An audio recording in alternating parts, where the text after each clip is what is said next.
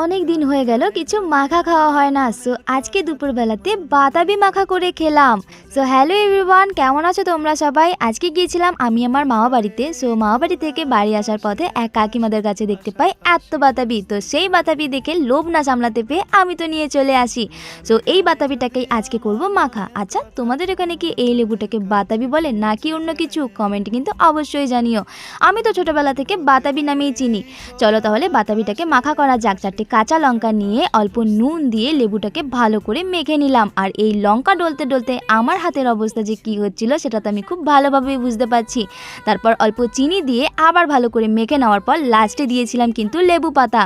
আর আমি ভিডিও করলে আমাকে কেউ ডিস্টার্ব করবে না, এটা কি কখনো হতে পারে নাকি? এই মাছিটা কখন থেকে আমাকে কন্টিনিউ ডিস্টার্ব করেই যাচ্ছিল।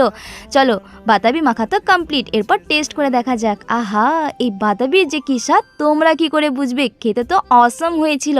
তারপর তো আমি আমার বোনকে দিলাম অ্যান্ড বোনও কিন্তু খেয়ে দারুণ বললো। চলো তাহলে ভিডিওটা এখানে এন্ড করি, দেখা হচ্ছে পরে ভিডিওতে। সবাই।